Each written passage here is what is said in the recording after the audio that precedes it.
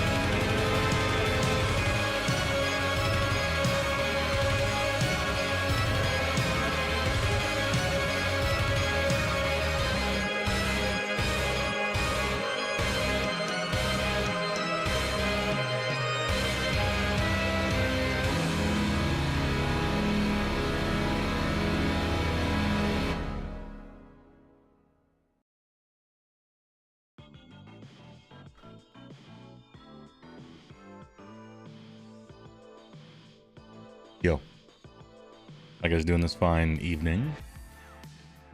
Oh man, what do we have here? ThinkPad, thanks to tier 1 during the intro, appreciate it. Could be secret firsties, says Frank. He was. Parenthetical. Tried to hit that first, which I missed. Pretty close, though. Pretty close to the beginning of the stream. Welcome to YouTube as well. So glad HeyWoah started streaming on YouTube. Like it way more than Twitch. Yeah, it's nice to have the option nowadays. Thanks for the sub, somebody. Whiskey Steel, thanks for the gifting at tier 1. To Mr. Goomer, appreciate it. Thanks for liking my stuff. Ahem. Oh, good, bot rigs. All right, the bot has joined. We're all safe. Oh my god, the Space Marine thumbnail. It's real. Yeah, I finally remembered. I finally remembered to put the Space Marine in the thumbnail. As a joke. I went for a Marnius Calgar.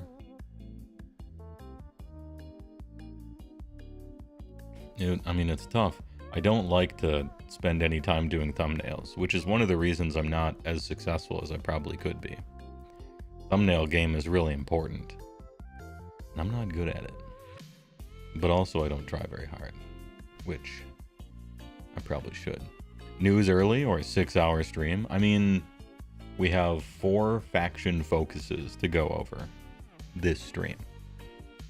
And, you know, they wrote words. I'm scrolling through them right now on the other monitor here.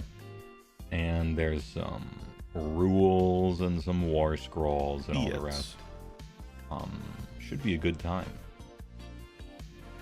Should be a good time to go through all of it. Oh, Vulcan. Thanks for 100 bits. And the first time chat. Appreciate it. Isn't it kind of nice having content? For once. Kind of not. Kind of feels good. The Elder Superconductor has no game. Says him from his other account on the other website. Nice. Good work. Absolutely loads of content. You're excited to see new Skaven and Nighthaunt news. Rats will run these streets.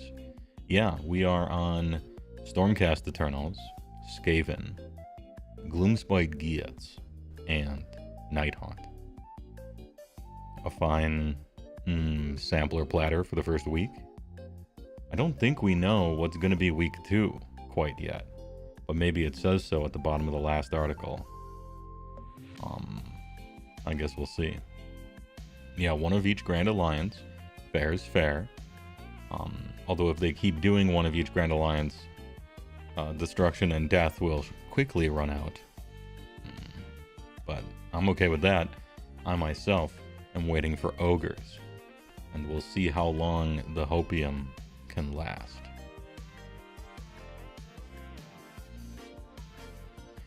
Oh yeah, I love words. Well, alright. Truly a member of my community. Loves words.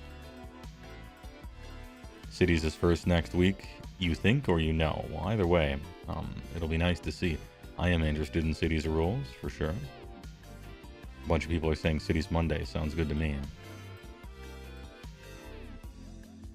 HeyWoah. My man, you're going to be eating good for the next 5 weeks. All these faction focuses, yeah. Free content delivered right to my door. It's a good change of pace. Confirm no focuses on the weekend, but do you think they'll keep Monday as the day of rest or 5 a week? I don't know. It kind of depends on how quickly they're trying to roll the thing out. I'm preliminarily planning some content for Monday, just in case. It's good to be prepared. There was an idea, somebody had an idea last time for a tier list. And I know everybody hates tier lists, but they will click on them. But this is the tier list of the dumbest 40k models. And I don't know this myself, and a bunch of other people in the Discord and mods and stuff like that, they know about 40k. And so they're going to be compiling them. And we'll see an outsider react to the dumbest 40k models, and we'll make a tier list out of them and everything like that. Now, dumb isn't necessarily bad. Let me just, throw out a disclaimer, a caveat. Dumb isn't necessarily bad. There's dumb and fun, and then there's dumb and just stupid, right? So, I don't know. It should be a good time. Coming up after that, old 40k model, trash or soul tier list. Well, since I don't have nostalgia for it, it's going to be a lot of trash. But, hey, nostalgia affects all of our brains. It just does. Nostalgia affects my brain. I like pixel art, right? I grew up with Zork and like Myst and Number Muncher and Oregon Trail and LucasArts adventure games and all that stuff, right? So nostalgia comes for us all. Hey, we're about to get eaten by a Gru. No, I'm protected. Shankly, thanks for becoming a HeyWoah enjoyer on the YouTube side, and also 10 gifted memberships. Big dono. Thanks a lot. Shankly, appreciate it. TY for the big 10 memberships. Please enjoy all the people who happen to get them. Slurp suck of the generosity. Just a sip. Twitch Prime. Wildman Egus, thanks to Big Prime. Appreciate it for 9 months. Ready for the big news? True. I'm just getting settled in though. You know how we do it. I'm not exactly here to be rushed. You gotta settle in. Get the vibe going, set the mood. Snapping to the next thing, to the next thing, to the next thing. That's for a day job. That's for a YouTube video with a script.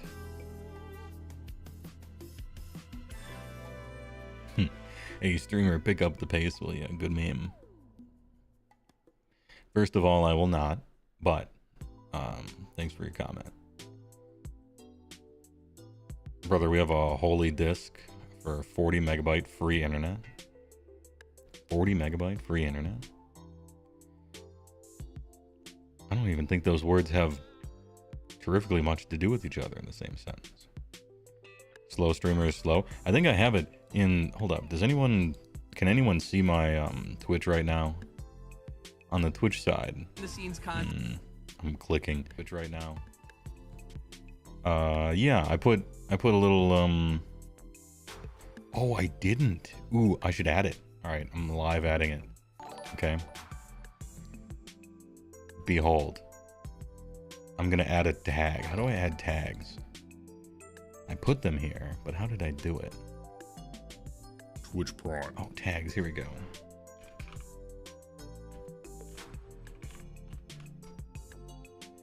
There we go. I've added a new tag. Go ahead and refresh the page if you feel like it. I've added the low energy tag just to prepare people, right, for what they're gonna get themselves into.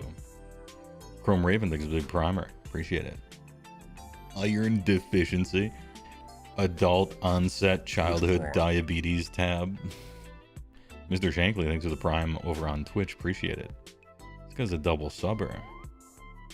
Someone on Twitch and YouTube. Appreciate it.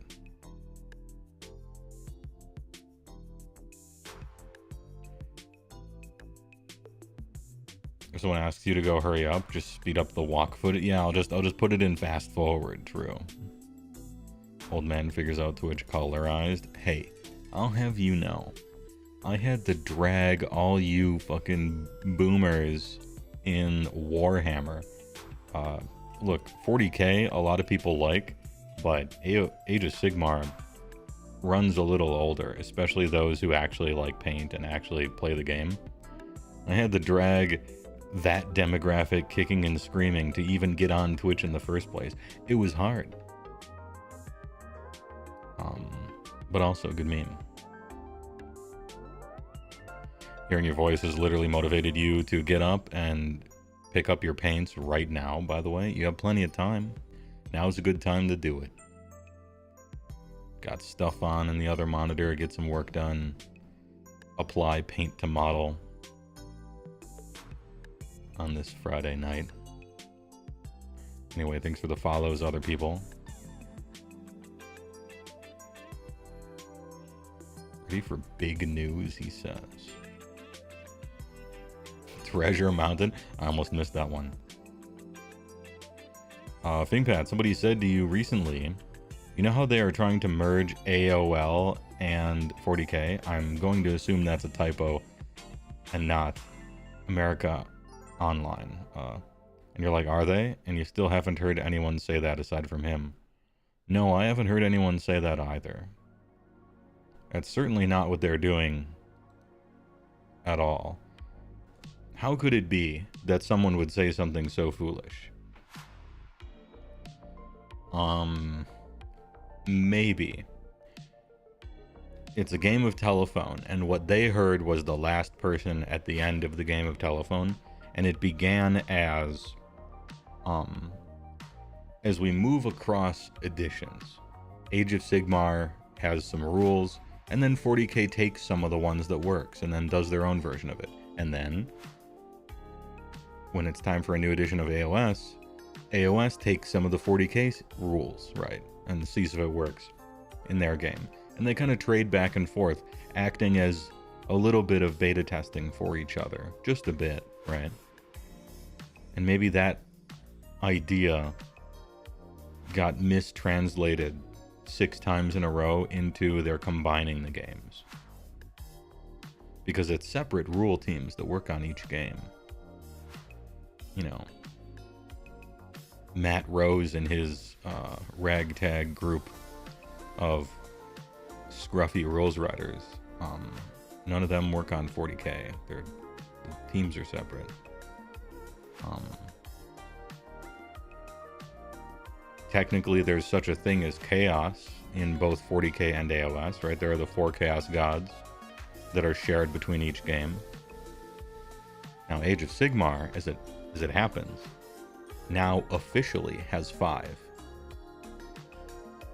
It used to be the Great Horned Rat was, you know, he was a chaos god and everything, but not one of the main ones. Now, officially, you don't talk about the big 4, you talk about the big 5, which is kind of cool. I think that's neat.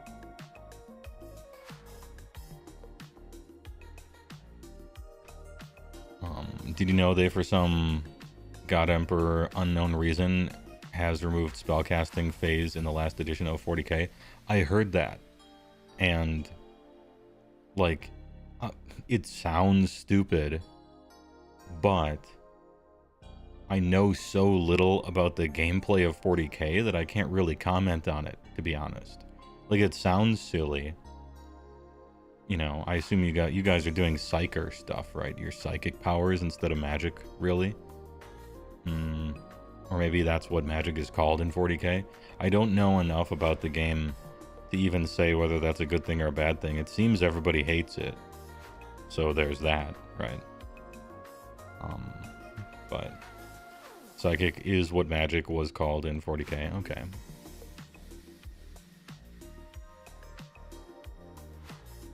Yeah, I mean, they've chosen to do that. Is magic or is psychic stuff as ubiquitous as it is in AoS? Like, almost every army has a bunch of wizards and enough magic so that it's worth having the phase? I guess I don't know. Perhaps not. Planes going up, so you're about to lose us? This guy's in a plane. Hey, good luck getting to your destination. If it's any consolation, the chances of you getting to your destination are quite a bit higher than if you were driving. As far as unlikely events are concerned. Been building your second set of Dominion Cruel Boys all day. Nice to have your preferred background streamer. Background streamer. I'll take it. Thanks for having me on the tab. It all counts in this push to partner, which so far it's looking like I might qualify for everything. We had one stream where I failed to get the requisite 75 or so live viewers on Twitch, but that was the day that the solar storm was happening and like the internet went out in various places, and so did my stream, as a matter of fact. So I don't know, maybe that, I'm not sure if a human looks at the requests or not, but I'm gonna fill that one out. Hopefully they can look the other way, we'll see.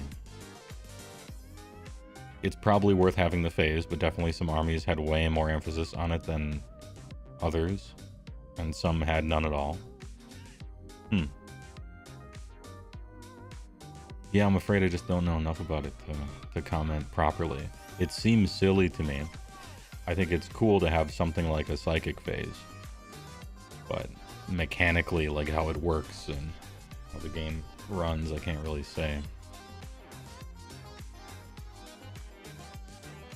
Psychic phase was taken out because some factions barely used it. If you don't use it, don't use it. You want to, I don't know. You want to take out the shooting phase because some armies don't shoot? I feel like if you don't shoot, you don't shoot. And then you just skip the phase. Maybe everybody shoots because it's 40k, I guess. So perhaps that's a bad example, but...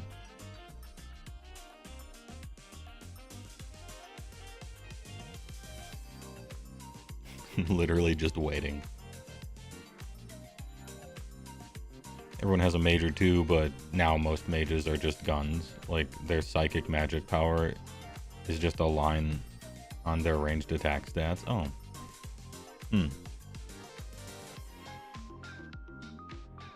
Yeah, I'm pretty much an outsider, so it's hard to comment, but to me that seems a little sad. It seems like a little bit of the magic is gone when you do things like that.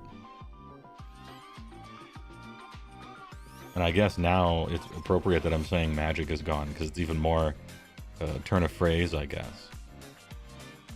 Like, what if Nagash just had a shooting profile and just rolled 8 dice and then shot somebody for, like, damage? That would be sad and lame and boring and homogenized in a bad way.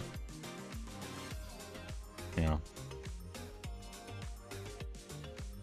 Nagash sends you to the Bone Zone. He sends you to the Bone Zone, as we have seen, with the new rules, twice as often as he used to. Used to be a spell, Hand of Dust.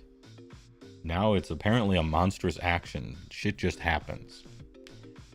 And it's not once, it's both players' turns. So twice a battle round instead of once. I like it. I like the upgrade. I can't remember when it happens. It happens something goofy, like at the end of the turn or the end of the combat phase. When does it happen? Because I want to make a comment about when it happens, but I can't recall. I want to say it was the end of turn.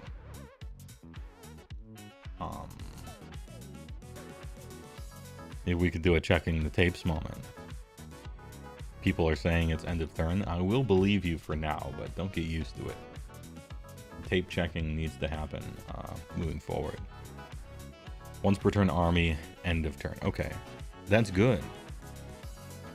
So it's kind of twice as good now, because before it was your hero phase, and you had to roll to see if it worked, and then you had to do the choosing the dice in the hand thing. Now it's at the end of turn, which is importantly after the move. So before it was before the move, so you just had to be there. Now you get to move and you get to charge and end up in combat, and then end of turn you get to use it. So you get to essentially bring your ability somewhere on your turn instead of having to like start there with it. So that, I think that's better already. And then secondly, it happens at the end of both players' turns instead of just yours. So according to my calculations, it's roughly 3.3 repeating percent better. And also, I'm pretty sure it just happens. You hide the die. I don't know that you have to roll for it. Even though it's pretty unlikely that Nagash fails to cast a spell, you could, you know. It's different, not right better. It's not strictly better in every way. But it is generally better in several ways. The single way that it's not better is you can no longer dimension door, shoot it 20 inches away with a stupid endless spell. So that is your trick that you have lost. It's not better in every single way, but besides that one clever trick.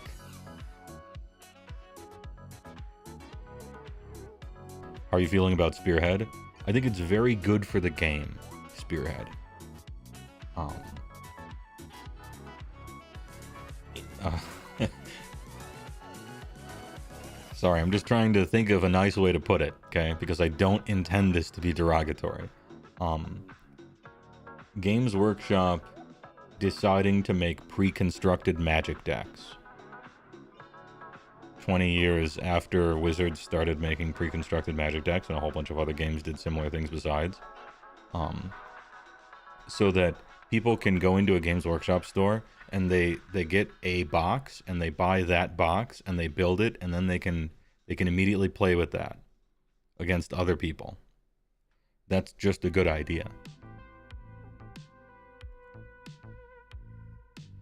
And I'm not gonna comment more than I already have on, like, how long it took to do something like that or whatever. The point is, you can just buy a precon and then you can play.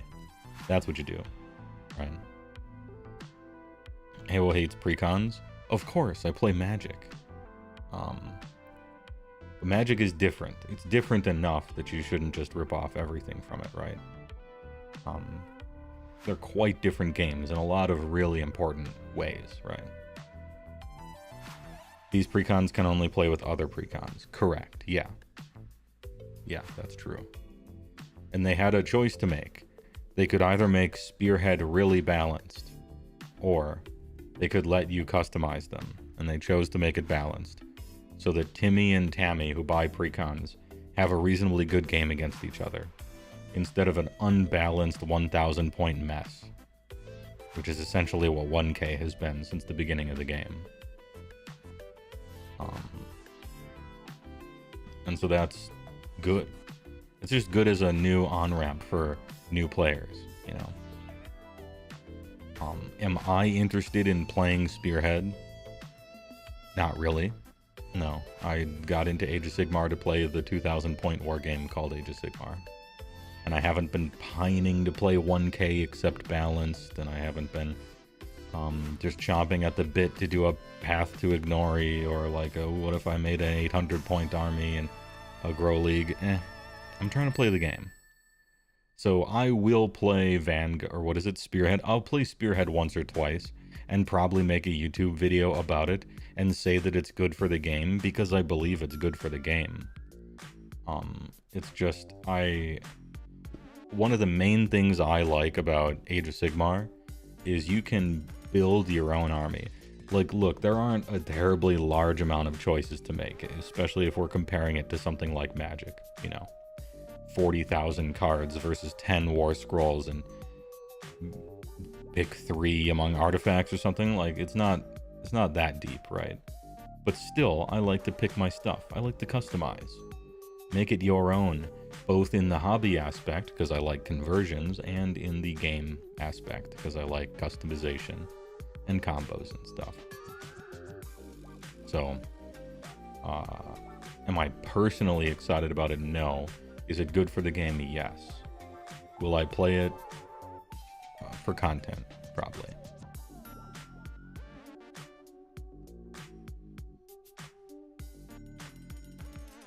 Hey, what would the backhanded compliment? I mean, a little, you know. It's really hard to fight off the told you so's and the, you know, years and years and years of complaints with, from an outsider's point of view, really easy fixes, you know, stuff like that. And so it's hard to sometimes avoid a little bit of snark, right? However, I have resolved, as of a while ago when I started doing AoS content, I'm like, I'm going to be fair. I'm going to be reasonably fair. I will for sure take the piss. And I will make fun of shit and meme on stuff, especially if they deserve it. And I'll say shit sucks if it sucks. But if they do something right, by gum, you gotta tell them that they did something right. Otherwise, they might not know. And otherwise, other people might forget that they do things right as well. You gotta, if you're gonna do one thing, you gotta do both things, I think. Because the worst sort of person is the everything's negative person. you know.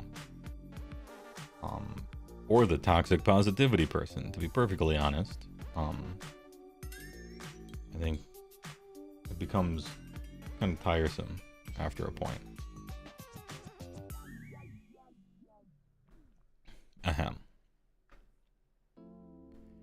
Spearhead just ain't for you. I mean, me either. I like bigger games. I like being able to customize my army. But it's really good for new players and stuff. People just getting into the game. It answers the big question that's so hard to answer to a new player. And it's not their fault that they're asking the wrong question. New players for AoS ask me the wrong question all the time. It's one of the most popular questions of all time, and yet it's the wrong question. But it's not their fault for asking the wrong question. From their perspective, it's a reasonable one. It's just the structure built up around everything kind of precludes it. And that question is, I'm thinking about playing Age of Sigmar. I like Fire Slayers. What start collecting should I buy? Seems like an innocent question, right? Which start collecting should I buy? Which box? Which box filled with stuff should I get? It's a very reasonable question if you don't know anything. But the obvious answer is, well, there's 2 start collectings for your army. Which one of those contains models that you will be using and, in your army? And they're like, well, I don't know. I'm like, well, then there it is. We found our inciting incident. You got to figure out what you're doing. And then after that, buy a box that contains the stuff that you are doing, right? It seems obvious.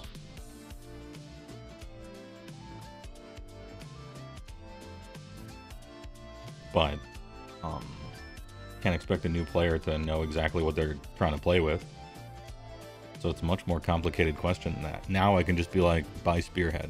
Just get the Spearhead. You may or may not end up using all of it in your 2K army, but I think normal humans are probably going to play a little bit of each, I bet. I bet there's even going to be events for Spearhead. So, yeah. Now, my answer is easy. Get the Spearhead. And so they've kind of helped me along with it, in a way. You had me at buy gum. Look, I grew up in the Midwest. Apologies. Also, thanks for the first time chat.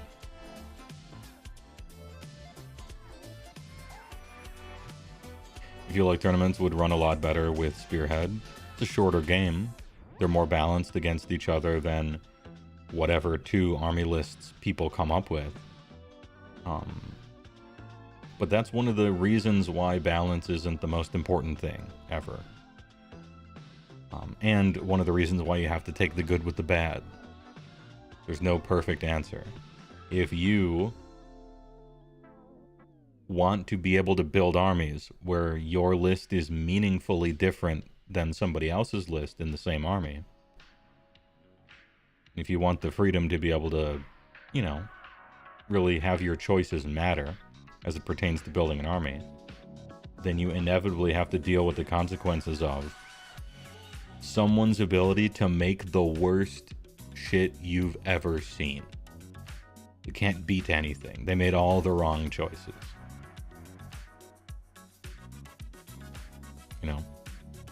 Sucks to suck. But I would far prefer you can play whatever you want and your choices actually matter, but you can screw up real hard. I'd take that 10 times out of 10, as opposed to everybody's stuff is so homogenized and similar. And it's balanced when they play against each other, but it's to the point where your choices don't really matter. Really. If you have a 50-50 win rate against your opponent, no matter what choices you made building your army, then what did those choices matter, really?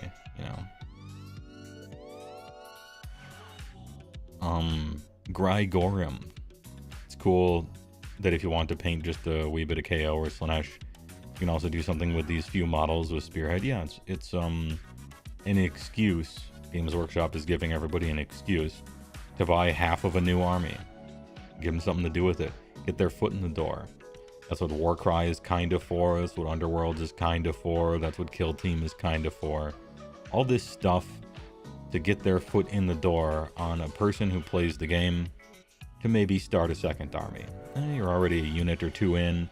You're already a Spearhead box in. You're halfway there. Maybe more than halfway there. Maybe only a quarter of the way there. Depends on how much you're going to use from it, really.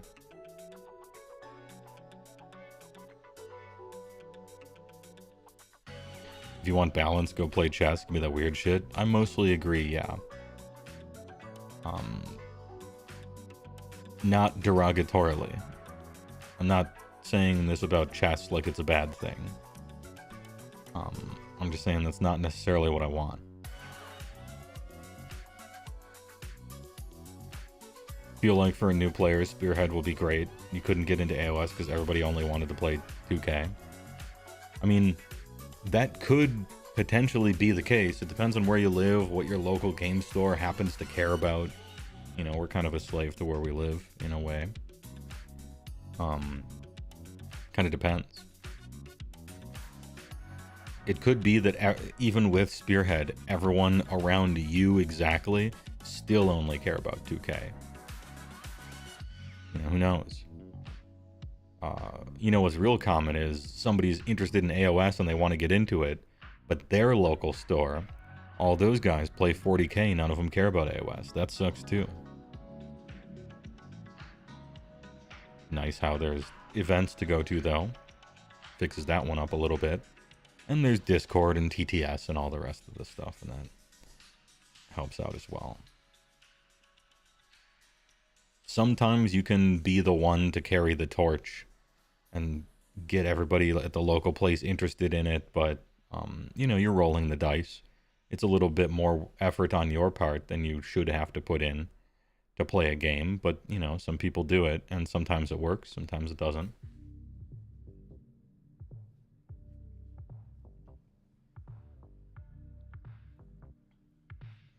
Chess isn't balanced. The white faction has the battle trait to go first, which is superior. It is superior. You do have an advantage as white.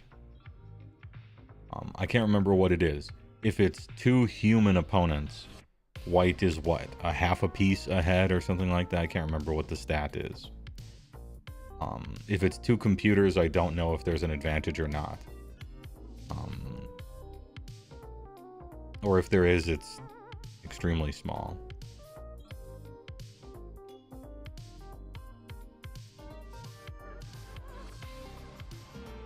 And they're upping the points across the board, making it easier to get to 2K, at least for now. Yeah, and that's what they did at the start of 3rd edition as well. I think it's a good thing, too. I consider it a return to form. I don't really think about it like it's raising the points, because everything is changing. You're setting a new water level, really, is what you're doing. And we are at the end of 3.5 years of them dropping the points on everything that sucked forever. And so you could... At least this is how I view it. I view all the points in the game, for the most part, especially on the stuff that no one ever plays, to be right now just really low. The points are kind of bottoming out in the game. And since you're going back and, you know, reworking everything, you might as well put the things at the point value that you intend, both lore-wise and representation of scale and mechanically. And then do up rules that kind of put them there. Age of Sigmar has made a concerted effort not to become Warhammer Fantasy, where you have 266 models in your Skaven army or whatever nonsense, you know. Where the army size is ballooned such that people... how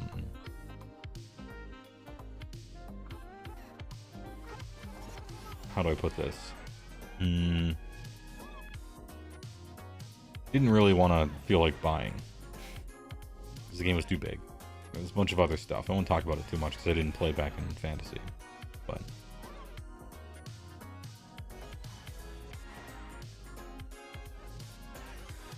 Interestingly, some experienced players will play suboptimal or even bad lists for fun or a challenge, like the YouTube Mordian Glory, fielding all infantry Imperial Guard, and winning. That kind of stuff is fun. Isn't that fun? Letting people play creatively, letting them try challenges and do neat stuff. I think that's cool. Currently, Skaven 1700 is equal to 2K currently. Okay, that's about what I thought. Painting with a wide brush, I saw the points being about 20%. 20% down, essentially, from the start of the game.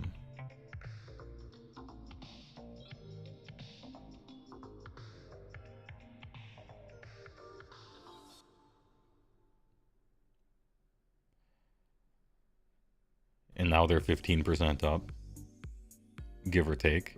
I haven't seen a lot of points, though. I wonder. Kill Team is much more of its own game, though.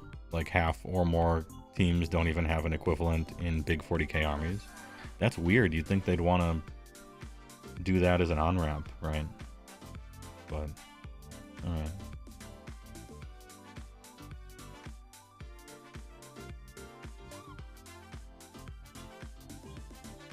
$40k has a problem of everything being way too cheap, so even elite armies can feel like hordes. It could be that their intent is 40k to just have more models on the table. You know, they're making a game and they're like, we want our armies to be yay big, and it's really just arbitrary. It's whatever they come up with. Maybe 40k is just supposed to be a larger wargame than AoS, points-wise, and things on the table-wise.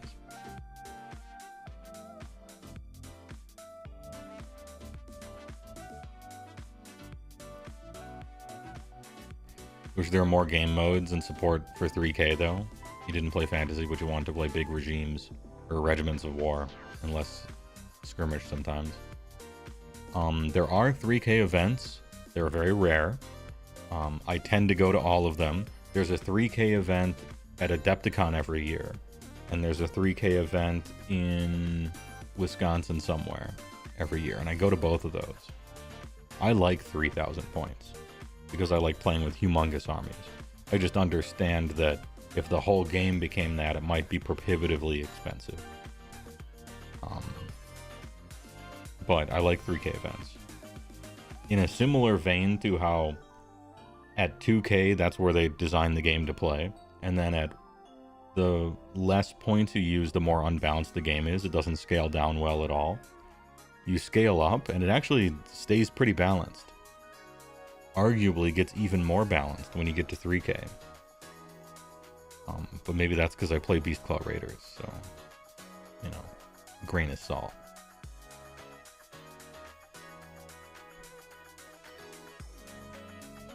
Apparently around 8th or something, they dropped points, so 2K was more like 1,500, so armies would be bigger. Nice.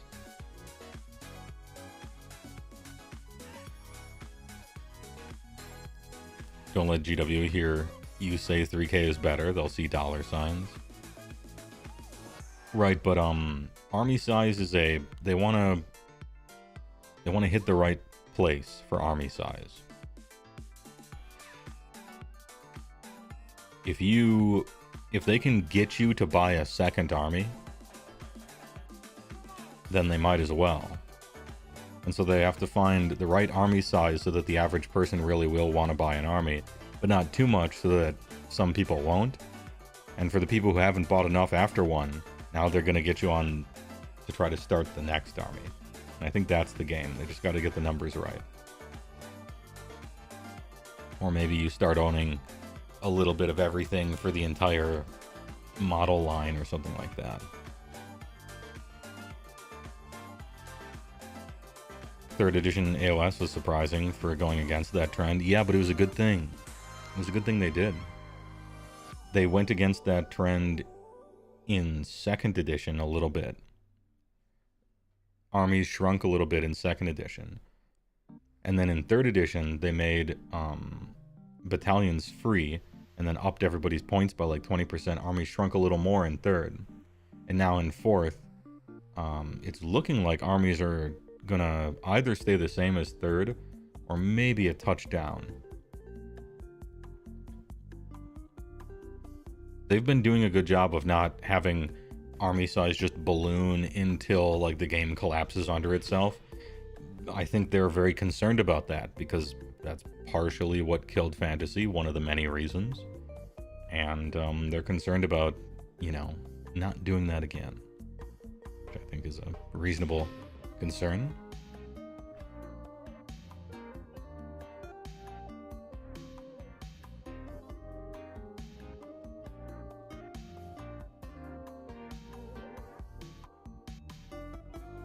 For the love of God, don't make armies bigger.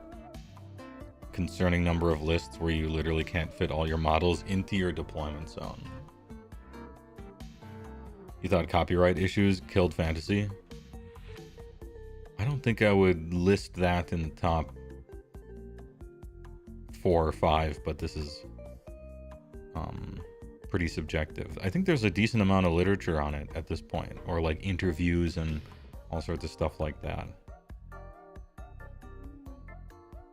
But I mean, there was Chapter House, and it made the company go a little crazy for one of those decades. And there was copyright issues, but I don't know how hugely that contributed to the death of fantasy. I would point to a bunch of other stuff, but I'm not trying to kick a dead horse. That died 12 years ago or whatever.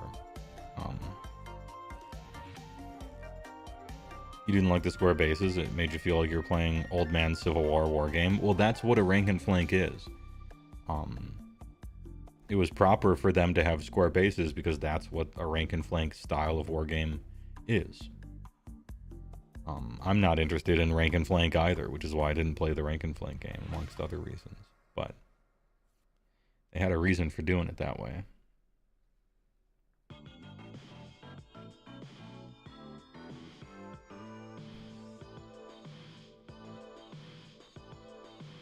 Being able to rebrand to more trademarkable names is more of an added bonus than a driving reason. Yes.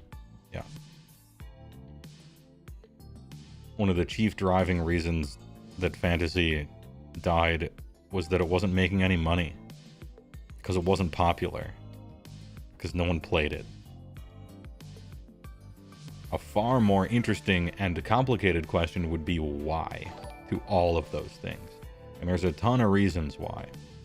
And most of them are under the category of mismanagement, but that's a story for another time.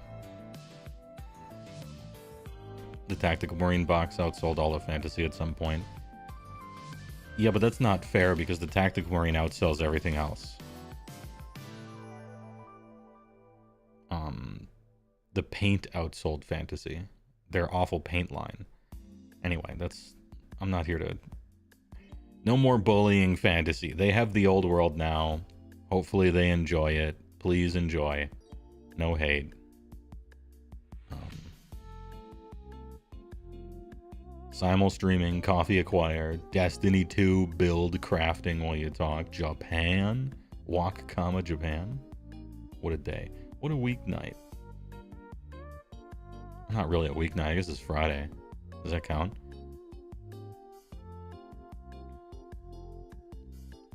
Why do they expect it to succeed this time? Are you tempting me to continue shitting on fantasy when I said I would finally stop? I mean, it's a temptation that I almost fell for. Good question. But I said I'm no longer gonna shit on fantasy this stream, and I'm gonna stick to it. But good question.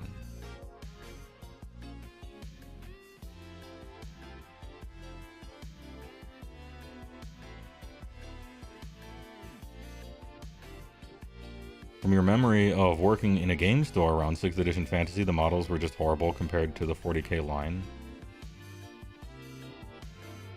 Yeah, I mean that's my opinion, but you know.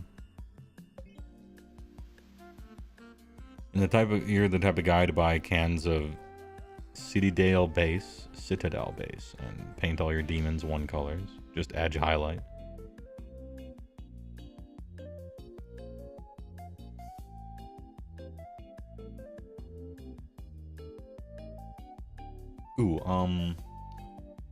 We do have 4 entire faction-focused articles to get through.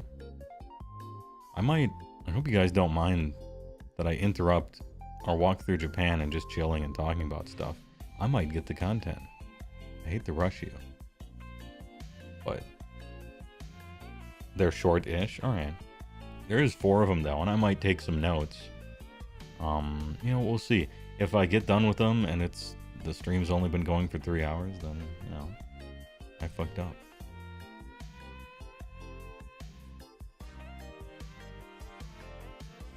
Let us get to the content and learn it HeyWoah style. Yeah. I'm a slow reader. This is too fast. It's barely even been an hour of walking. Usually we do 2 hours of walking. Anyway, I'm gonna get myself a beverage. And then we'll get into some content. But first, I found this site because a minty ghost told me about it. And we're gonna do one of them before the break. Alright. Will you press the button? If you press the button, your bank account immediately receives $50 million USD. But a random person you know will die instantly. The answer to this is obvious. Through a regiment of meditation, isolation, LSD, and electroshock brain therapy, you get yourself in a position where you actually don't know anyone anymore. You destroy your long-term memory. So you actually don't know anyone. You don't even know yourself. On the floor of your padded room is a photograph with a name on the back of it. And this will be the only person that you will know. There's not a mirror in here. You don't know yourself. And so you get to choose with this photograph who you will be psychically killing on purpose by pressing the button. When all is set, you press it. You only know one person, and so randomly, that person will die, and then you will get $50 million. Obviously.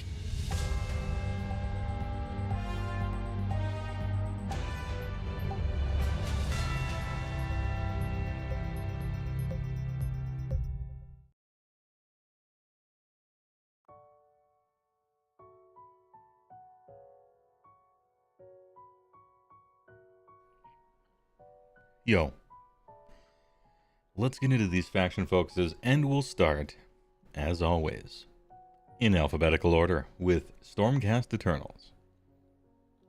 Faction focus. There's some art here. The Storm Incarnate. The Stormcast Eternals. Enhance. The Stormcast Eternals are demigods clad in gleaming Sigmarite armor. Each one is a mighty warrior plucked from their moment of death and reforged on the anvil of apotheosis by the God King himself, transformed into immortal heroes and sworn to protect the mortal realms from the depredations of chaos. They arrive on bolts of divine lightning, dispatched to fight Sigmar's gravest battles. When they die, and die they do, for the mortal realms are full of terrors. Their souls return to Wazir to be reforged anew. They pay a hefty price for this immortality, as their souls erode from each reforging, slowly losing shreds of their humanity. Deborah Hadations. Deborah Hadukins. Despite this, the Stormcast Eternals fight on to secure a future for the faithful of Sigmar, the will of the Heldenhammer made manifest. In our first faction focus, we find out exactly how these tireless champions of order do battle in the upcoming edition of Warhammer Age of Sigmar. They sound cool. They are. Didn't start that way.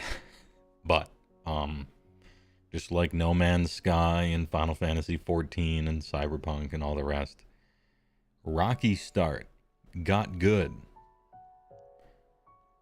Overview.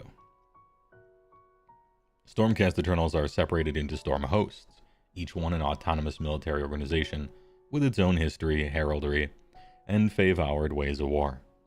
These are led by a Lord Commander and his Command Echelon, who preside over various chambers, tactical formations, which each have their own battlefield role.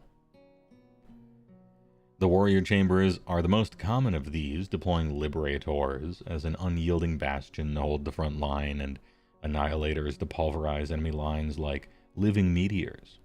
They are joined by the likes of the vanguard chambers, forward scouts, and fast cavalry who range ahead of the main host, and the extremist chambers who ride really stupid-looking draconic beasts, emphasis mine, into battle, plus various other more specialized formations.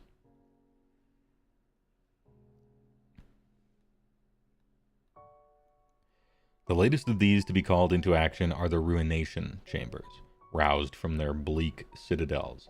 This is capitalized, so I'm guessing this is a proper noun. Quiet monasteries in which elite veterans and hundreds of conflicts reside in a life of quiet contemplation. It must be. It's kind of like me. On the verge of losing themselves completely to the curse of reforging, they have been called into action once again to combat the resurgent Skaven menace, using skills honed across centuries of fighting. Beyond their own skill, the Stormcast employ the aid of numerous beasts. Grief creatures become loyal mounts and companions, while through a long-standing alliance with the offspring of the god beast Dracothion, Sigmar's finest fight alongside Draconith comrades. Let's take a look at the battle traits. Alright. Stormcast Eternals can use following abilities. Some of this stuff we've seen via Spearhead, but let's take it in. Now you want to know what deep mysteries HeyWoah contemplates? That's for me. That's me time. But also a lot of walks Kama Japan and just talking to chat. Demigods clad in refrigerator worth of metal descending from the sky, riding heavenly lightning from Sigmar's own hand. AoS is sweet. True. I'm actually working on that new video. It should be done in 4 years. Anyway, deployment phase, we got Declare. If there are more friendly Stormcast on the battlefield than there are set up in reserve, Pick a friendly Stormcast Eternal unit that has not been deployed and set it up in reserve. Well, in the Celestial Realm, we call it funny stuff, right? But so you could half army Deep Strike, just how you used to. But interestingly enough, there's more than just like kind of one thing here, which is a fresh change. There's a lot of orb pondering. There is orb pondering. Your movement phase, Signs of the Storm. Set up the unit anywhere on the battlefield more than 9 from all enemy units. Yep. Pick a friendly Stormcast Eternals unit that is in the Celestial Realm Your movement phase. Doesn't say once, right? Doesn't say once per turn. So it seems to me that you can... It seems to me that you can just deep strike as many of these guys that are in the Celestial Realm as you wish per movement phase, which is nice.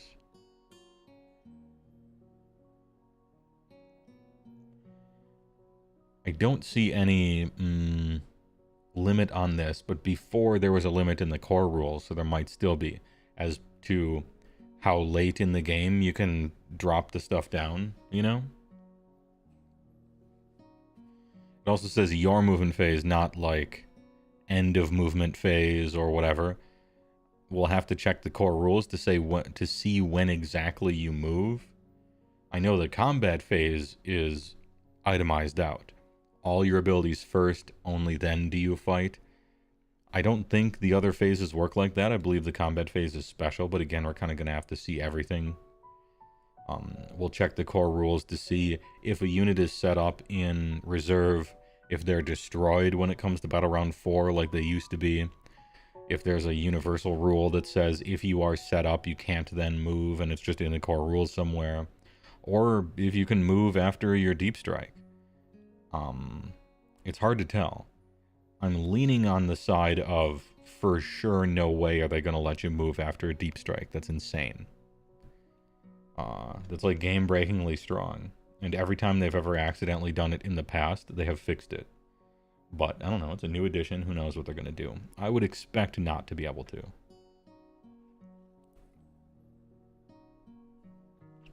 All this being standardized as reserve means there's probably just a section called reserved in the core rules. Yeah, I would expect that. Once per battle, your movement phase. Command point up here. Chat's kind of hiding it a little bit, but it's worth a command point. And command points are really powerful now, and you only have a few of them. Heaven Sent. Pick a friendly non-unique Stormcast Eternal that also is infantry or cavalry. So no monsters, no named anything. And it has to have started the battle with 2 or more models. And that has been destroyed. So no heroes. Heroes are just out. Well, not entirely. Heroes are out.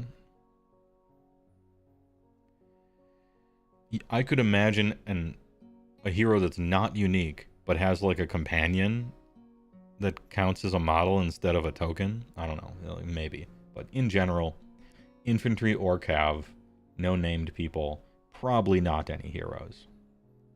Once per battle. Set up a replacement unit with half the number of models from the target unit rounding up, more than 9 for all enemy units. They come down on bolts. All right. So far, all dog-type units are explicitly labeled as tokens. I did notice that, too. Yeah, all the funny guys or the little dogs or a rat or some crab. Even the Remembromancers, the Rememborers, whatever they're called, those guys count as tokens as well, not necessarily models.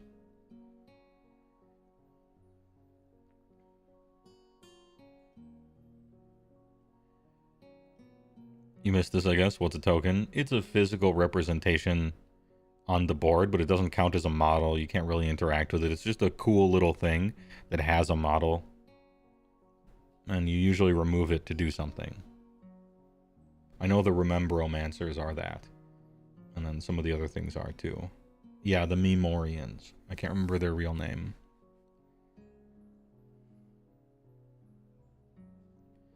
Armies that let you use a command without a command point being spent or using one command point more than once seem to be gone. So it does seem to be true that command points will be very limited. Yeah, I think they want you to make some hard choices there, but most of the commands that we've seen are real strong. They matter, which is good. I'll take that.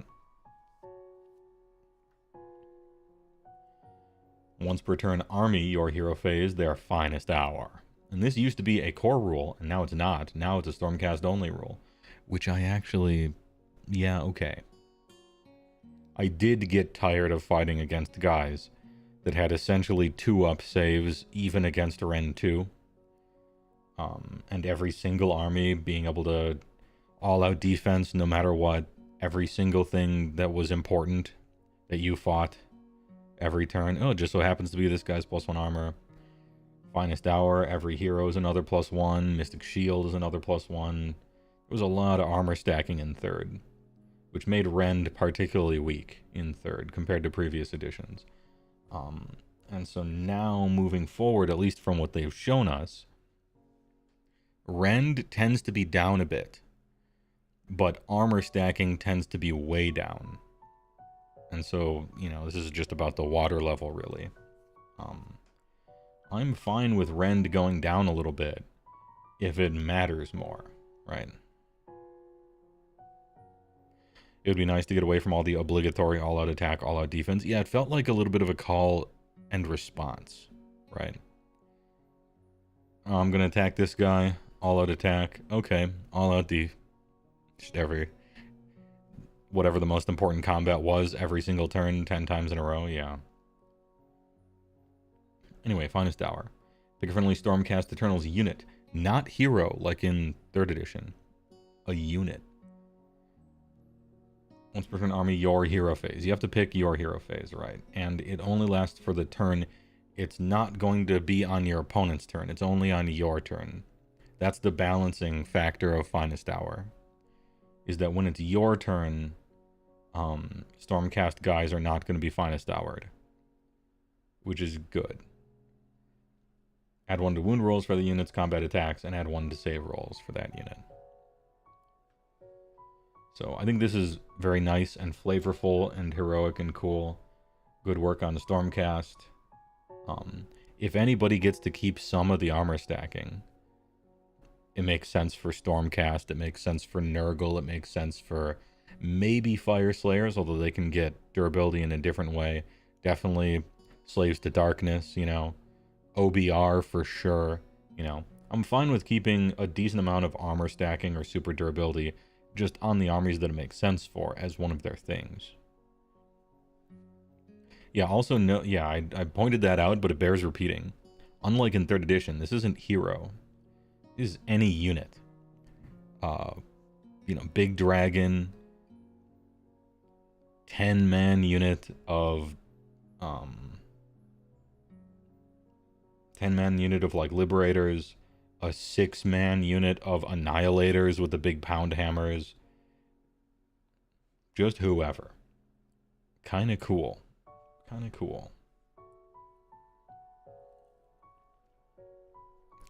Now, why don't I think that's overpowered? Because it's only on the Stormcast player's turn. It's not on my turn. On my turn, the dinner bell, the dinner bell's going off. You don't get finest hour on my turn when I'm attacking you. Just on your turn, you're probably not going to have any casualties, or you're going to reduce them. That's fine. It's flavorful, it's strong, but it's not like it lasts during the opponent's turn or anything like that. Those warriors, whose role is to hold the ground, to call upon increased resilience and ferocity in their finest hour, aka best day ever. Supported by Heaven's Sent, reinforcements as fallen warriors are replaced with a clap of righteous thunder. In all, example of a faction-specific command ability. Hey, thanks a lot. Battle formations. Each faction begins the new edition with a faction pack. It provides a choice of 4 battle formations, which work like the sub-faction rules of old. Okay, so battle formations are sub-factions. I've been trained over the last 7 years to say sub-faction over and over, just like I have been trained to say mortal wound over and over, and I have to switch to mortal damage, and now I have to switch to battle formations. So out with the old, in with the new. These encourage you to build and play your army in a certain manner to benefit from specific bonuses. Many storm hosts will fight either as a thunderhead host or a lightning echoline.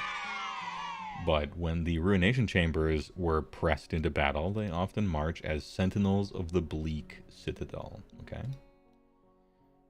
And so this is Sentinels of the Bleak Citadel. This is what subfactions are now. Tension 8105, thanks to the tier 1 for 36 months. Appreciate it. Your comment is big, big, big. Great comment. Very insightful. Anyway, thanks for the sub. On Twitch. Once per turn army, any hero phase. So either mine or yours. Ancient Torah. Pick a friendly Ruination Chamber unit. That unit has a ward 5 up for the rest of the turn. So every turn, my turn and your turn, each one throughout the whole game. Twitch Prime. Some Ruination Chamber gets a 5 up ward. Huge. Okay, Stormcast. Stormcast looking big. Very durable. Finest hour for +1 save on your turn. Everybody starts at 3 up save anyway. Some of them on 2 up save. One of your Ruination guys has a 5 up ward basically every turn. Kind of a big deal. And it's so weird seeing Stormcast get abilities that are cool and interesting and like good. I think new players won't know. Like they won't know. Because you would think it's a Games Workshop game, and so the poster child army always is overpowered and has the strongest rules, but that's almost never been the case. Stormcast have generally, if we're talking averages, they're usually light on rules and not very good in general. So this is a change of pace. I'm not complaining. But Pixel Gee, thanks for the big prime. Appreciate it. For 5 months on Twitch. Can't believe AoS gave us 4 instead of 1 subfaction. I mean, I think 4 is a little low. We used to have 6. But angry 40k people tell me that you guys only had 1 subfaction when your indexes came out. Which is hell as shit and also lazy. A little stingy as well. But we used to have 6, and if we don't have 6 still, then I will slightly complain about it anyway.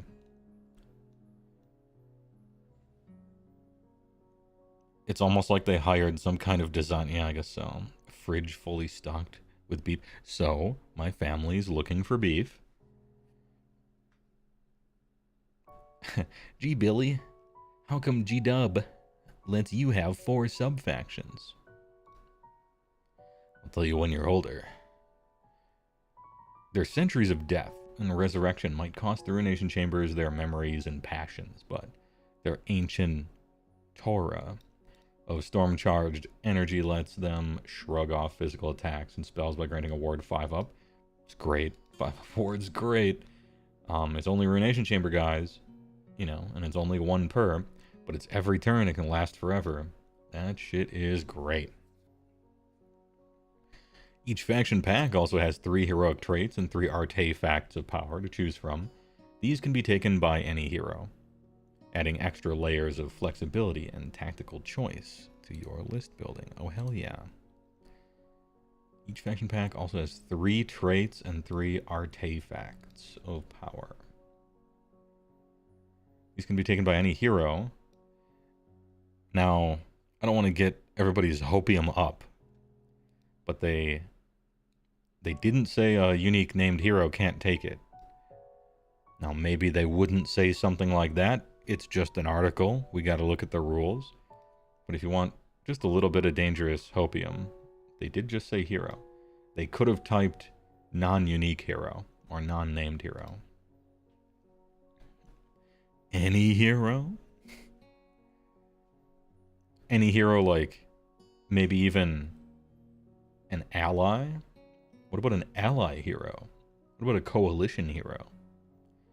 What about a pen pal hero? A mercenary hero? An army of renown?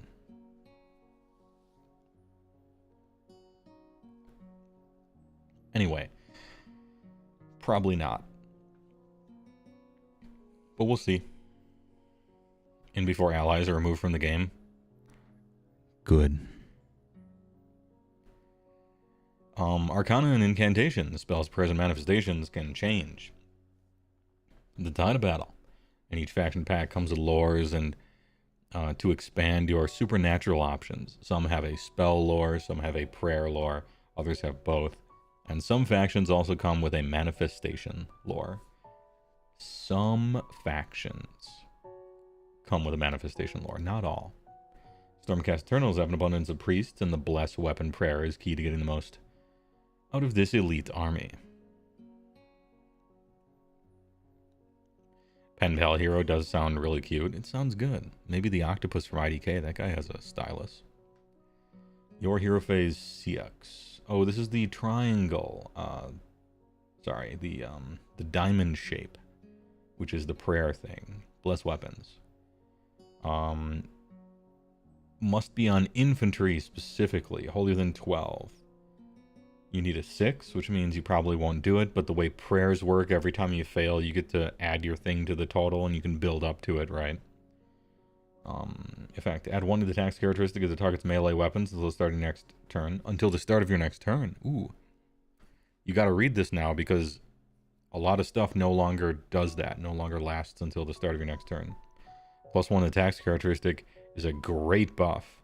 This is better than Blessed Weapons has ever been. If the chanting roll was 12 or up, that's a lot. This ability affects all visible friendly Stormcast Eternals holier than 12 as a chanter instead. Big. Alright. Yeah, Blessed Weapons has historically been like, oh, your 6s proc an extra hit, or maybe your 6s do something or whatever. +1 attacks characteristic. Strong buff. Even on infantry.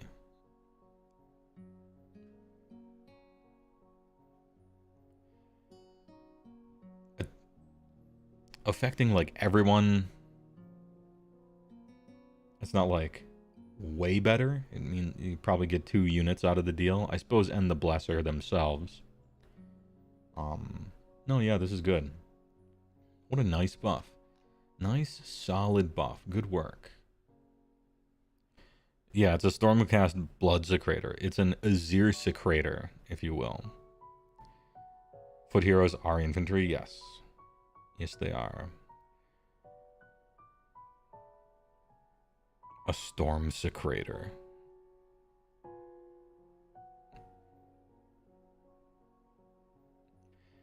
You mean it gets it on non-infantry? Yes. So, if you want to...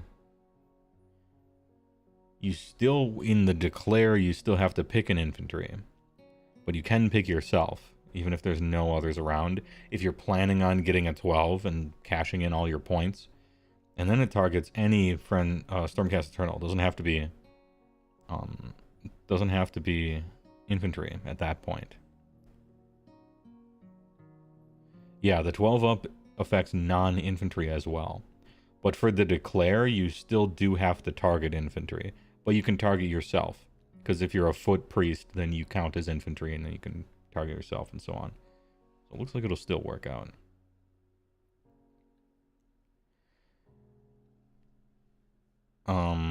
That one hero that heals itself when it kills something is about to go crazy. There are times when the secondary effect is like your whole army. Yeah, it depends. You could be in the center of the table. 12 inches is a pretty big circle. You could fit a bunch of stuff on it, especially late game when a lot of stuff is dead.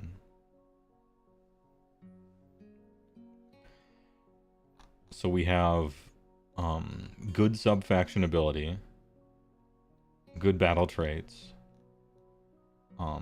good priest buff. It's high though. Look at this. Chances are very low that you'll get this turn 1. You got to build up some prayer points first, or be running a bunch of priests or something like that. But it's a great buff. So, and who knows what kind of bonuses to prayers and stuff you get. Unit focus.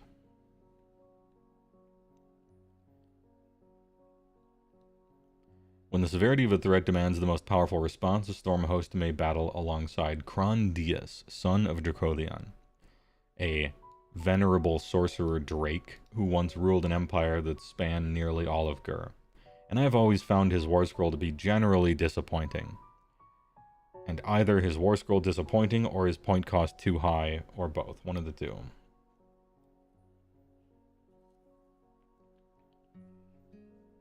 Nowadays, chilling on 20 wounds. That's a lot of wounds. 20 wounds. 12-inch move. 3 up save. 5 control. Blazing Tempest. A single attack at range 12. Well, I guess it is a single attack. It's a breath weapon, right? 2s and 3s rend 2 damage 4 to 6. And you can shoot it in combat because it's a breath weapon. Now, I just want to emotionally prepare some Stormcast players. If you have a single attack and it looks good, like it hits on 2s and 3s, rend 2, like that looks good, but it's only one attack. You'd be surprised how often this statistically will fail. So don't get yourself set up where it's like, oh, obviously this hits. Chill. Actually, Stormcast players know this already. Some Sylvaneth players do as well, but I don't know. Maybe for new players. Next up, melee weapons, Apex Mar. Now it has a little skull next to it. That's how they denote the wounds now. Battle damage. When you're at half-life, you just change this. I really like them getting rid of a giant stupid table every iteration of 3 different amounts of wounds on the thing all the way down, and it had like 4 characteristics that all changed. You had to memorize a goddamn table.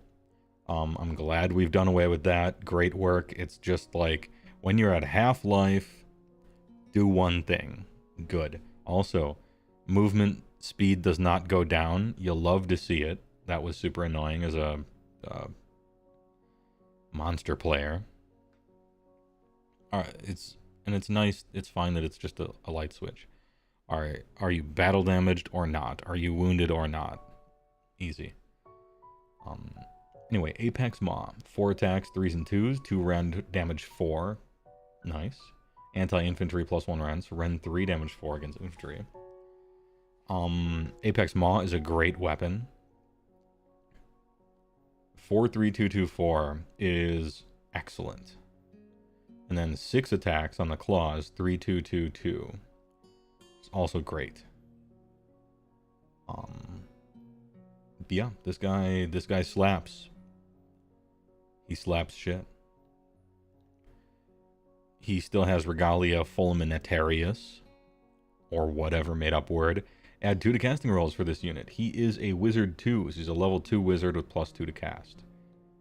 Nice. Pretty good caster. Actually, very good caster, I should say.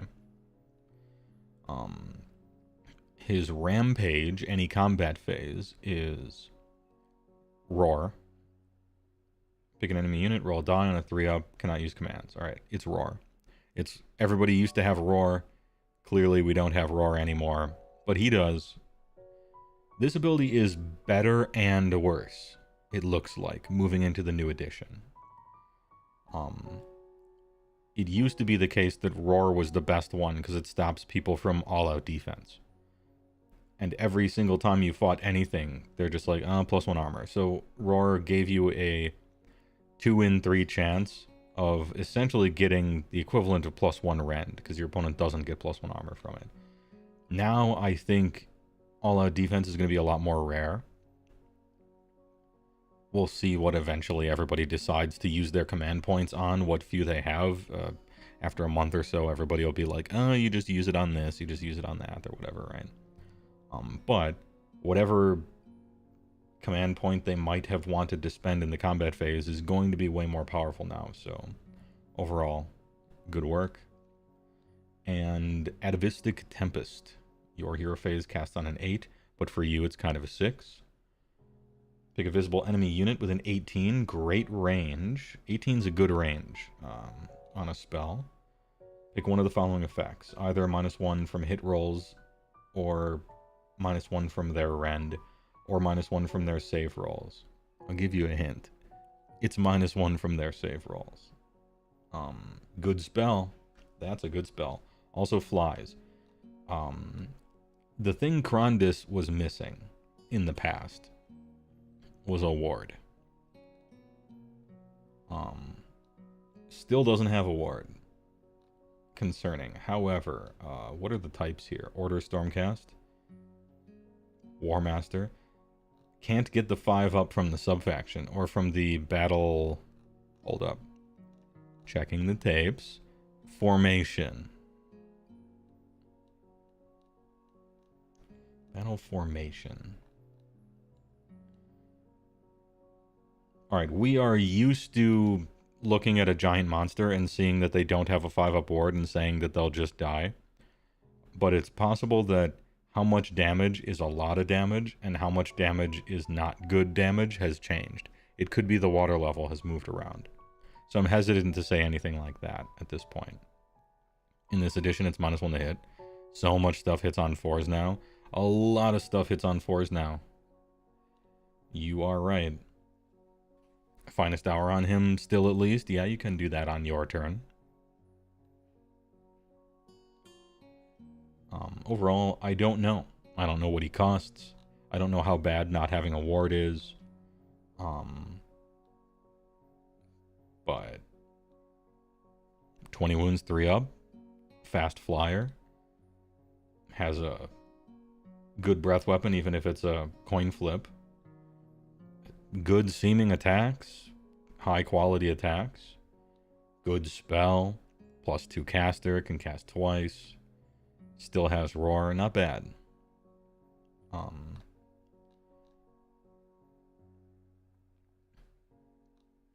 I guess we'll just have to see. He doesn't seem insane to me. I'm not blown away. But I don't know enough to say if it's like bad or just okay, or you can play it if you want. Big boy can heal himself with a rally.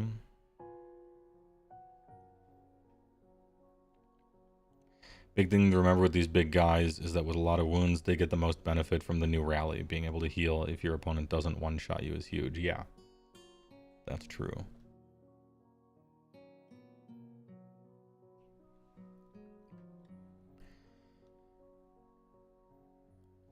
Okay, they're just like explaining what he does, right? We just looked at it.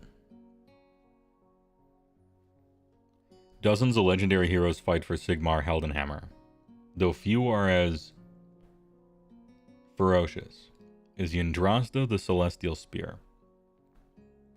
Unfortunately, she is bad. But now is the time. Now is the time to make up for your past mistakes. 12-inch flying, 8 health, 3-up save, 5-up ward. Okay. Used to be a 4-up if I recall correctly. Maybe I don't. Alright, but yeah, 5-up ward sounds good to me. She's got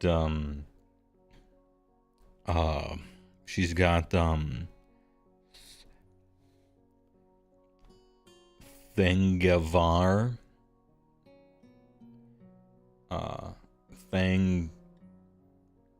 Thangavar. Okay. 12-inch range, 1 attack, 3s and 2s to 4. Anti-monster, +1 rend. Big. The Thing Giver. Only 2 attacks, but 2s and 2s, 2-3. With anti-monster, so 3 3s against monster. Blade, the High Heavens, 5, 3, 3, 2, 3. Okay, she's a shit slapper. She hits like almost as hard as this monstrous dragon. And then the Prime Huntress passive. Double the damage characteristic of this unit's Thing Giver. For attacks target monsters. Oh. So 2 attacks, 2s and 2s, rend 3, damage 6 against monsters. And the Hail Mary NFL Blitz 99 play. 1 attack, 3s and 2s, rend 3, damage 8. Jesus. Alright. You're flipping a coin for setting a monster to half-life. Also, it's 12, right? So you can deep strike within 9 and just whip.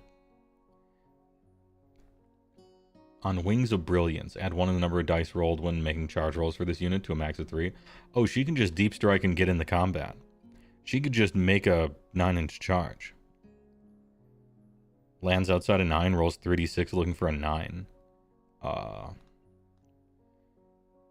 Yndrasta, good.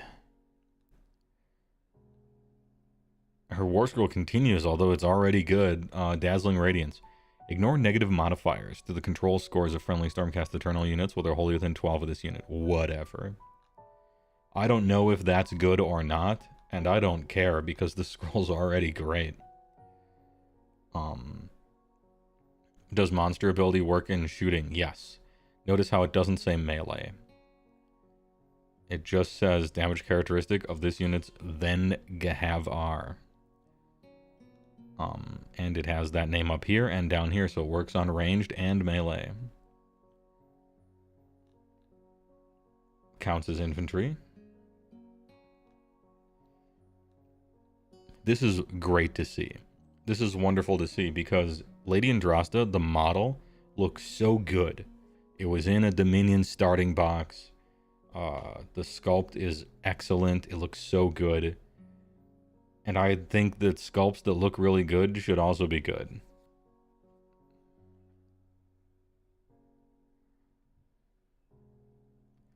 That's sick.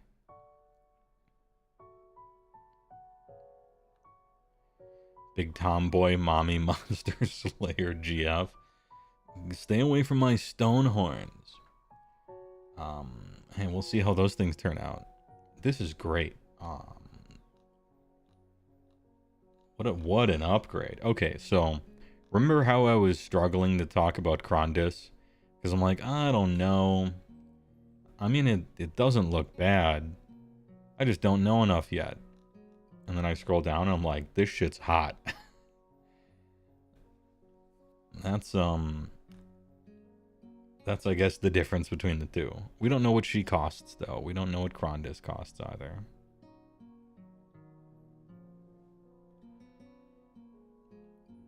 Also remember that Finest Hour means that Spear could be 2 and 2. Finest Hour is +1 to wound. Not to hit. Yeah, he means attack of or every time somebody says AoA, I think attack of opportunity because I'm all out attack, yeah.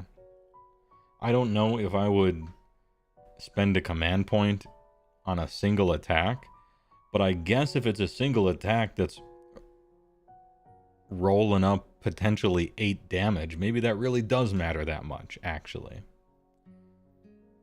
Yeah, oh, here's a monster on 7 life. Yeah, maybe I spend a command point. And then I'm a little percentage more into it's fucking dead. Yeah, and ignoring the Prime Huntress for a little bit. Like, you're not always going to be fighting monsters, obviously. Probably the minority of what you do is fight monsters with her. She's still good. She still kind of slaps. And then does a Dazzling Brilliance thing if the control score ends up mattering, and I really hope it does. It would be a pretty good thing for the game if control scores end up really mattering in ways that Bravery really didn't. I think they will. Like, the objectives are smaller, you can fit fewer things on them.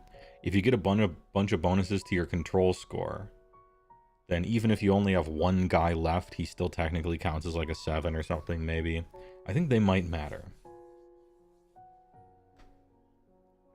Anyway, this shit's hot. Very cool. As the Prime Hunters of Sigmar is chosen, Yndrasta must track down and slay the most heinous monsters. Her magical spear, T-Hen-Gav-R, is more than up to the task, dishing out massive damage to gigantic beasts, while her Dazzling Radiance encourages other Stormcast to give no ground to terrifying foes. Hungry Panda thinks the tier 1. Fridays are big back activities, yeah, for sure. After playing a bunch of Spearhead and several games of 4th in Dallas, hordes are ugly now. They're really hard to clear since you cannot lean on bravery. Okay. You wish they gave Knight Arcanum a different name since Arcanum got purged? Oh, true. Yeah. Coherency is a savage counter. Daisy chains for infantry are just gone, are just period. Okay. So there's the push and pull of it. Funny how Knight Arcanum went from one of the worst wizards for Stormcast last edition to arguably the best on account of all others got removed, barring Grandis. Who was the worst? Was it the, he was the guy with the Catholic priestly robes, right? The Lord starts with an I think. Yeah, Lord Exorcist, I think was his name, or maybe something else. Was it Lord Exorcist? Okay. Hold on, I gotta sneeze. I'm gonna cut the commercial, BRB.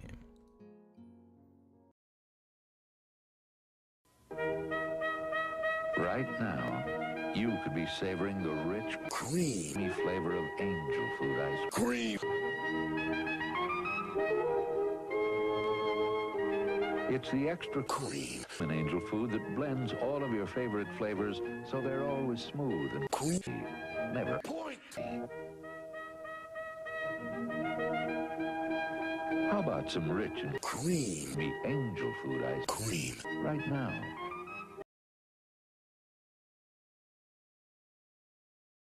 Ugh. Alright. We are back. Pardon me for the delay. Coherency now requires you to pull models in coherency when wounds are allocated. If you cannot, you remove models until the unit is coherent, then you continue. So like daisy chains are just flat gone. Got it. Switch hats, sure. You played several games of 4th, and the Andrasta is very good. Krondis, not so much. He still just dies too easily. He's also a little too swingy in combat. Okay. It's like kinda maybe what I thought. Which is too bad. Knight Incanter. Knight Incanter was always the best wizard, as far as I was concerned. Because she was a foot hero that was very cheap, like 120 points. And she had an auto-unbind scroll. One of the best foot wizards in the entire game. Geez, almost like top 3 foot wizards in the whole game, I would say. Knight Incanter fucking died. Oh no. Incanter rip. Oh, was she part of the Sarcasync? Damn, that would be really sad. Because there was a cute, like, waifu version of her. With a cool pose and everything. Damn. Oh man. Rest in peace. Now I got myself sad again. Which, let's not forget, for a long time, Stormcast was kind of a penny pincher army. You had to save points wherever you could. Yeah, because all your shit was overpriced. Yeah, I remember that. I remember those years and years. Yeah, the T-posing one was the cool one. You're right, Nizarmore. Knight Arcanum. 6 health, 3 up. He's got a Valedictor's Staff. 3/3/3, 1d3. Anti-manifestation. He's specialized in fighting endless spells. It's actually a cool job. I don't think it's a terrifically useful job. Maybe it will be. But it's a cool job. Indomitable Lore Seekers. Add 1 to casting rolls for this unit when it uses a summon ability, and 1 to banishment rolls. Enemy manifestations cannot pass through or end any move within this unit's combat range. Endless spells, BTFO. Okay. Unless they started that move within the unit's combat range. Got it. Ward of 4 up against mortal damage from... Damn, this guy is a professional endless spell hater. Wizard 1 infantry. Okay. Alright. Remember Kron Spine is a manifestation? Yeah, and endless spells are free now for everybody. I don't know what kind of choose this or that there's going to be, but they supposedly don't have a points cost. So. Interesting. Okay. I may or may not like this guy, depending on what the rest of the rules say and how things shake out.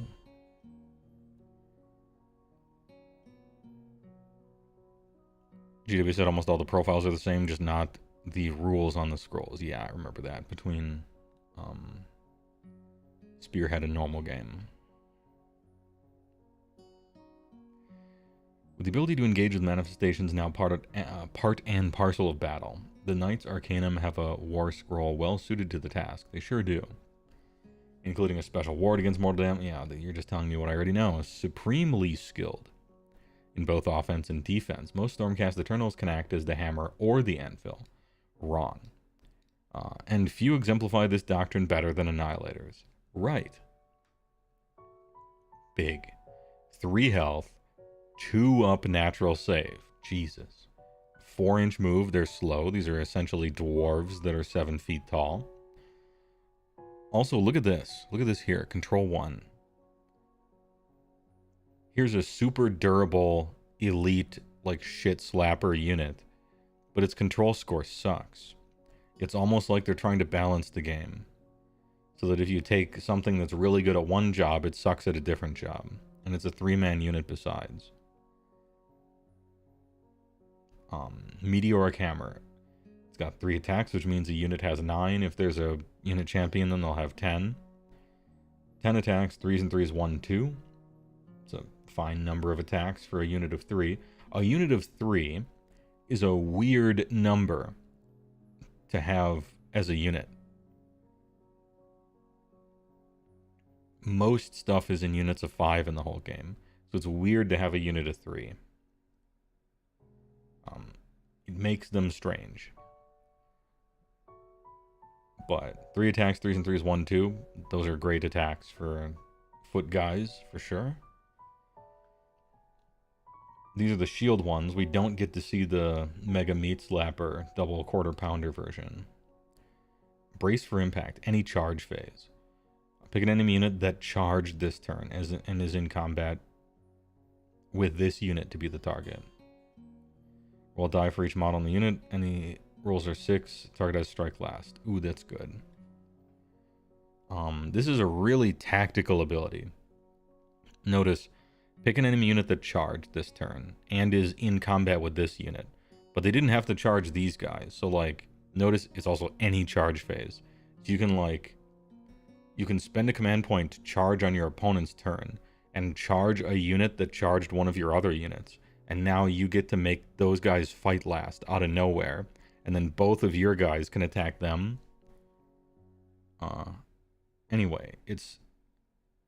Or, you know, somebody charges your Annihilators and you have some sort of chance of making stuff fight last.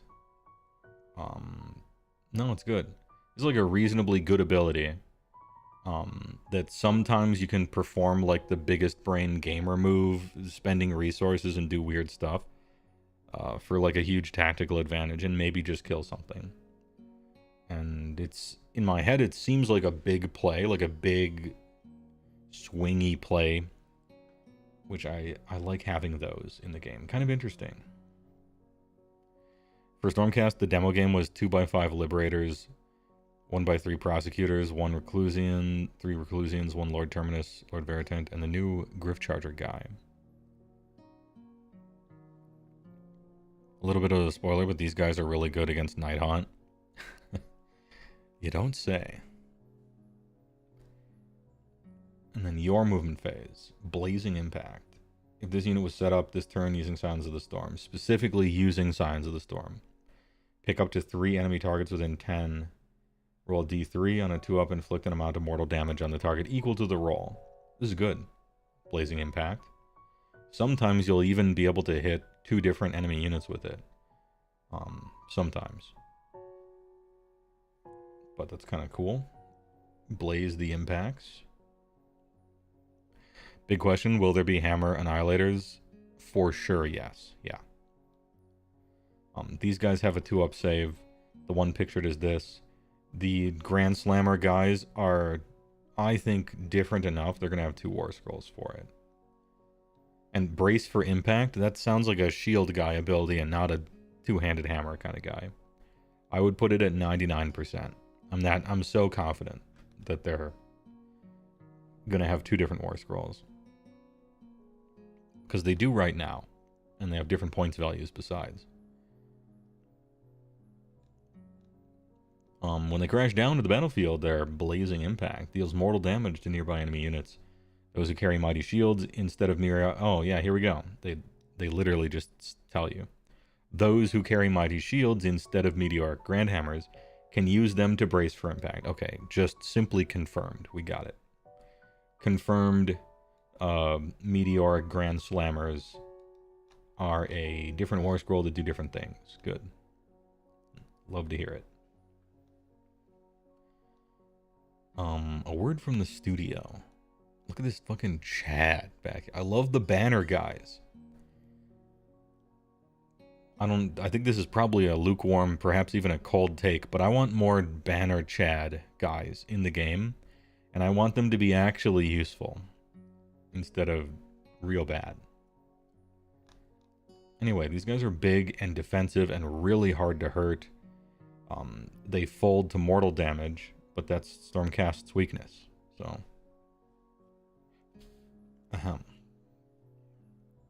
Banner Ogre to make the boys hungrier.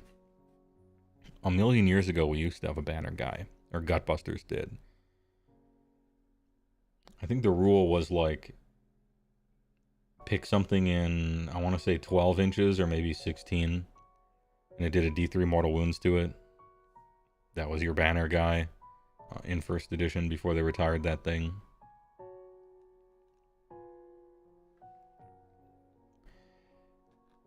Oh, we got a word from the studio. Matt Rose. When developing the new edition, we took the time to rebalance characteristics across the different factions to help everything feel inherently apparent. Just for the miniatures. For the Stormcast Eternals, we meant we could align their save characteristic to the faction to 3 inches, 3+ across the board, with few exceptions such as the avian aether wings who haven't gotten a scrap of armor in them. Combined with the finest hour, this makes Stormcast straightforward but exceedingly resilient army to play with. However, they are not easy to master.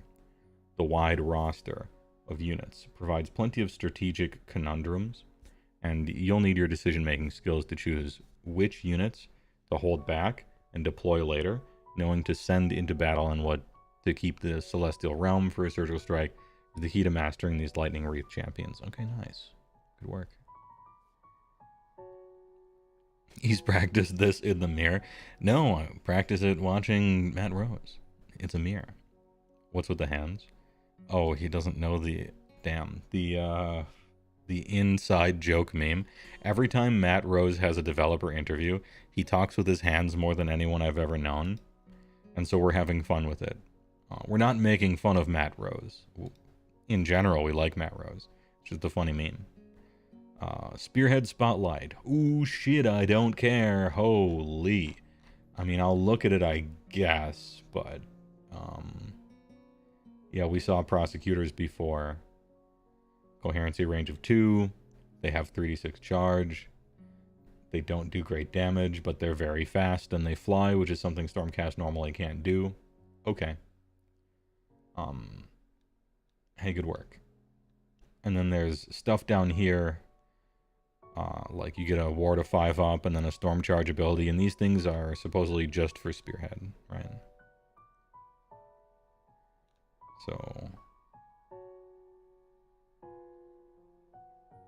we got the full scroll for these guys. We already know they are cracked in full game, since they get +1 damage on the charge. Oh, do we? Prosecutors, they get +1 damage on the charge?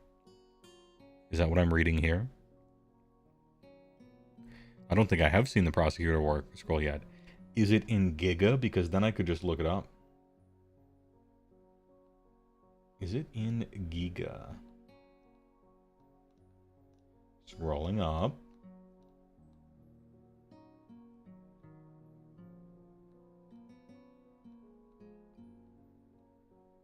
No, can't find it. You looked at it on stream? Okay. Oh, there we go. 2 health, 3 up, 12 inch, only 1 control score. Oh, charge plus 1 damage, okay. Once per turn army, reaction, ruination chamber, make resistance roll. Oh, they have the resistance roll thing, okay. Add 1 to the number of dice rolled to making charge rolls, yep. Okay. These guys are cool now. These guys are cool now. I did not remember the Prosecutor War Scroll at all. TY for the new posting. Yeah, and I think if they have the Ruination Chamber thing, then they qualify for the 5 up. Yeah, you get a unit of 6 of these. They can have Coherency 2. 10 attacks on the charge for 3 of them. Rend 1, damage 2. 3d6 charges, so you can actually drop them and charge them in. Prosecutor's good, question mark? Alright, that's sick. Nice. Nice-oo. Great work. Yeah, 12-inch fly in this army. Alright, big. I like it. I like it, and also good work. And then we got Lord Vigilant. 8 health, 3 up, 12. He has the Hallowed Great Axe, 53322, good weapon. And the claws and stuff, 34312, okay. Companion. He has the Ruination Chamber roll. Once per battle army, any combat phase. Pick a friendly non-hero Ruination Chamber unit wholly within 12. That unit can use 2 fight abilities. Oh, I remember reading this guy. I remember this. He's the fights twice guy. He's the shit. Yeah. If you're going to hand out a once per game buff, it might as well automatically work and give you fight twice.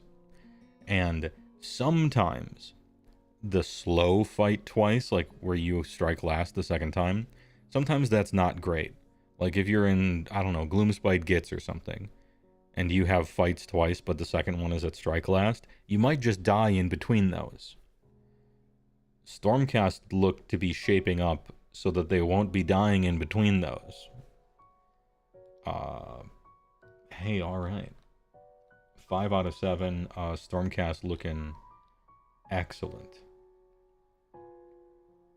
As far as, like, reading through their stuff and gauging my excitement level, Stormcast are probably at an A. And they've never approached an A before, rules-wise, like excitement level. I'd put them on an A. I don't know how good they're going to end up being. I don't know what the points are going to be like. I don't know if they're going to win a lot. I don't even know all the rules of the game. But, A tier for excitement, that's for sure. Moving on. How about the rats? Yeah, and we looked at the Lord Terminus guy, too. He's a fucking shit slapper. It is said that you're never more than 6 feet from a rat in the mortal realm. Is it said? Is that what is said? But unlike our world, these rats are hunched, humanoid, and armed with wicked weapons. The Skaven lurk in the dank, dark corners of the realms, always chittering, gnawing, and scheming. They have toiled for long centuries in the fawatted sub-realm of Blight City. Here in Night City, you can be rat. Chewing away at the tattered edges of reality, enviously regarding the realms with a black hunger that dominates their thoughts and forces them to consume. Whiskey Steel, thanks for gifting a tier 1 sub to the Twitch half. Appreciate it. TYVM. Johnny Warpad, yeah. Surprising everyone, their grand scheme to elevate the Great Horned Rat into the pantheon of Chaos Gods has been a success. Skaven are now in the Ascendant, surging into the 8 realms through gnawholes, corrupted portals from Blight City. These treacherous gateways corrupt the land around them, which degenerates into a polluted wasteland, a polluted delta, where you can pay 1 life, tap it, and sacrifice it. Go ahead and find your underground sea. That threatens the life of any who enter. Armed with this foothold, combined with maniacal ambition, warpstone-powered weaponry, and the resources of the great clans, the Skaven have set their sights on supremacy. Each Skaven is entirely convinced that they are the greatest of their race ever to have lived, and that every other Skaven is conspiring against them to keep them from their rightful rewards. Fun. This towering paranoia makes natural cravens, arch traitors, perpetually willing to backstab their superiors, inferiors, and peers in the pursuit of victory, a knife in the back being far preferable to facing conflict head-on. This is fun. Skaven is just fun. Oh, there he is. There's the best new model right there. The new Grayseer is so sick. Oh, you might be hearing the huge thunder outside. I don't think there's a tornado warning, but if I disappear, I am alive. It's just the power went out, so I might as well be dead. Bound together by worship of the great horned rat, an ancient and hungry deity, Skaven society is a loose coalition of competing interests whose plots and schemes sometimes align just about closely enough to get things done. The Council of 13 sits atop of the food chain, powerful rulers drawn from the mortal movers and shakers of their kind. Underneath them, so they claim, are their faithful agents in the Master Clan, sorceress Grayseer prophets with a direct line to the god. Cut that bitch off. Next caller. Ahem. Most Skaven are lowly dregs who toil in service to lesser clans. They endure short and pathetic lives, kept going only by doomed dreams of avarice and ambition. But some lucky few can climb the rungs of Skaven society elevated by cunning, talent, or ruthless good fortune.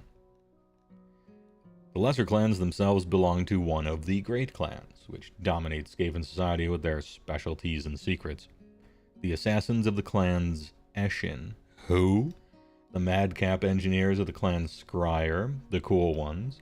The breeders and beast handlers of the clan's Molder, gross. Or the plague priests of the clan's Pestilence. We have Nurgle at home.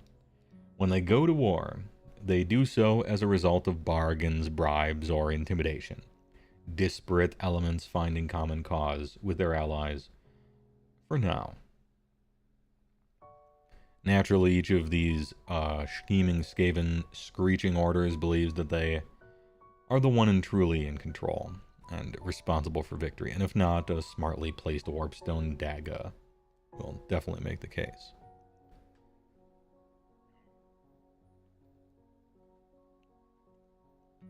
Alright, battle traits, it's time.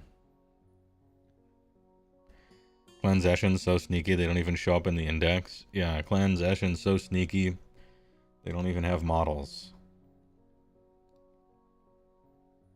Lurking Vermintide. Okay, deployment phase.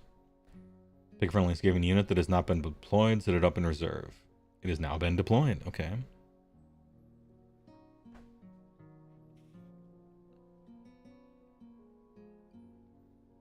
So how often can you do this? How many times can you do this? Stormcast specifically said it's got to be about half and half. Seems like you can just do this. Null deploy. Cool. Not bad. Splinters of the Vermin Doom once per battle round army. Start of the battle round. You can use this ability if there are fewer than 3 friendly gnawholes. Set up a new one. Yeah, we knew about this. It's cool that you can start with a few and then deep strike one and put it anywhere instead of being on the board edge, right? Only have to be 3 away from objectives and other terrain features. You love to see it. cool. And at the start of a battle round, you get to do this. So even if your opponent is destroying your gnaw holes, you still get one at the start of every battle round. Even if you're like, okay, here, I get one. That's kind of nice. Because you can blow these up now. Too quick to hit. No more.